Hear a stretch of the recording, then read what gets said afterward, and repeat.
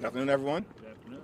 This is day 2 of Donald Trump's shutdown, but it's day 256 of the chaos that the Trump presidency has unleashed on the American people. Republicans have shut the government down because they don't want to provide health care to working class Americans. House Democrats continue to be here, on duty. House Republicans are on vacation. We are ready, we are willing, we are able to sit down with anyone, anytime, any place, including the president and the vice president, to try to find a path forward, to reopen the government, enact a spending agreement that actually meets the needs of the American people, while at the same time addressing the Republican health care crisis. Unfortunately, Republicans have shown zero interest in even having a conversation. After the White House meeting, on Monday, we've seen behavior by the president that is unserious and unhinged.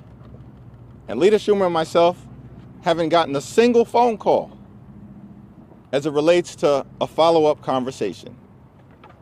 We're ready to have that conversation, but we need credible partners on the other side of the aisle.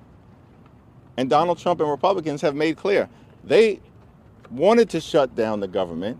They want to inflict pain on the American people. They continue to engage in their retribution efforts, and they have zero interest, zero, in providing high quality, affordable, and accessible care to everyday Americans. Questions? Leader Jeffries, Speaker Johnson says he's got nothing to negotiate with you over. Will you accept anything less than a permanent extension of Affordable Care Act subsidies? The legislation that House Democrats and Senate Democrats have introduced together relates to a permanent extension of the Affordable Care Act tax credits for working class Americans. Understand, in the Republican One Big Ugly Bill, where they enacted the largest cut to Medicaid in American history, stole food from the mouths of hungry children, hungry seniors, and hungry veterans. And all of this was done so that they could provide massive tax breaks to their billionaire donors. And you know what? Those massive tax breaks were made permanent. Why in the world should everyday Americans, working class Americans, hardworking American taxpayers accept anything less?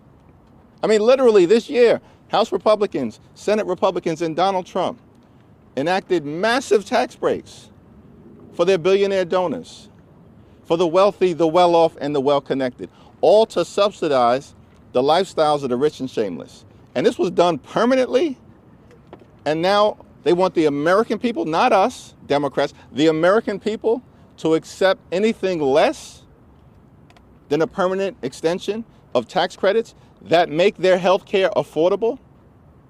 Understand this, over the last few days and over the next few days, what you're going to see is more than 20 million Americans experience dramatically increased health care premiums, copays, and deductibles because of the Republican unwillingness to extend the Affordable Care Act tax credits. They're not even willing to extend it for multiple years, let alone do what Republicans just did for billionaire donors, which is to extend the billionaire tax breaks permanently. Of course, the American people should accept nothing less. Leader Jeffries. Thank you. Good afternoon. You said yesterday this was not about 2026. Are you concerned in any way about the political ramifications that voters might blame your side down the road? The American people are crystal clear on who shut down the government. Crystal clear. They know it was Donald Trump and Republicans for a wide variety of reasons. Republicans have repeatedly shut the government down throughout the years. And does any reasonable person think that Donald Trump or J.D. Vance or Mike Johnson or Senate Republicans are behaving like individuals who actually want to reopen the government? I mean, House Republicans literally are on vacation right now, scattered throughout the country and the world. Democrats have been here all week. We want to have a bipartisan discussion, use common sense to reopen the government, pass a spending agreement that makes life better for the American people, particularly as it relates to their high cost of living. Understand something, Chad. Donald Trump and Republicans spent all of last year promising that they were going to lower the high cost of living. They also spent all of last year running away from Project 2025, acting like Project 2025 didn't exist. But what have they been doing this year? This year, they've done nothing. Zip, zero. Stingy with De Niro. Nothing to lower the high cost of living for everyday Americans, while at the same period of time implementing and unleashing Project 2025. Now all of a sudden, Donald Trump admits it was his project all along. He just did it earlier today. What we're saying is America's too expensive. Donald Trump has made things worse. Costs haven't gone down on day one, they're going up. The cost of living is going up. Inflation is going up. The Trump tariffs are actually making life more expensive, thousands of dollars more per year for average, everyday Americans because of the Trump tariffs. And now Republicans refuse to do anything to extend the Affordable Care Act tax credits. And as a result of that, tens of millions of Americans are going to have their premiums skyrocket out of control, double, triple, or quadruple. People are going to face medical bankruptcy. Millions of American citizens. And Republicans don't want to do anything about it. Democrats are in this fight until we win this fight. Leader Jeffries, thank you. The White House is now threatening to fire thousands of federal employees. Is that a risk that you're willing to take by putting up this fight, and for how long?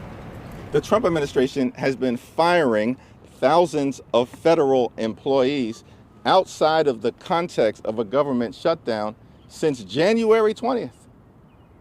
Literally, they've been engaging in mass firings, the Trump administration, since January 20th. And no reasonable person can come to the conclusion that simply because they've now decided to shut the government down, that all of a sudden they're going to take an approach where they're going to fire federal employees, where outside of them shutting the government down, they were not going to fire federal employees. Because, guess what? They've been firing federal employees all along. That's a shame. These are hard-working public servants, many of them veterans. And in fact, more than 300,000 black women have lost their job in the Trump economy. This is extraordinary stuff. This is what they've been doing prior to this shutdown. They need to come to the table. We can go back to the White House, or they can come up here and we can have a conversation to end this shutdown. They're hurting the American people.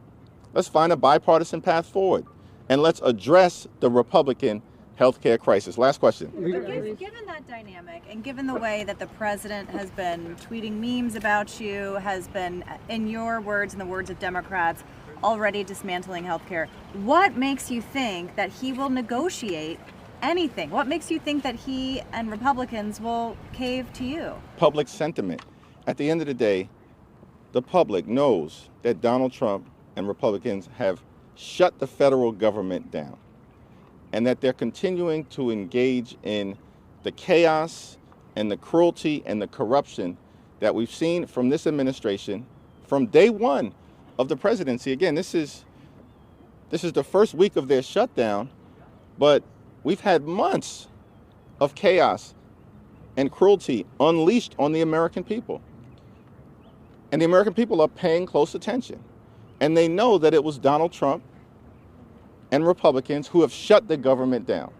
They also know that House Democrats are fighting and Senate Democrats are fighting to protect the health care of the American people, because the Republican health care crisis has been devastating to people all across the country, devastating to working class Americans, devastating to rural America, to urban America, to the heartland of America, to small town America, and to black and brown communities all across America. We've never seen anything like this in terms of the pain that has been inflicted on the American people by Republicans.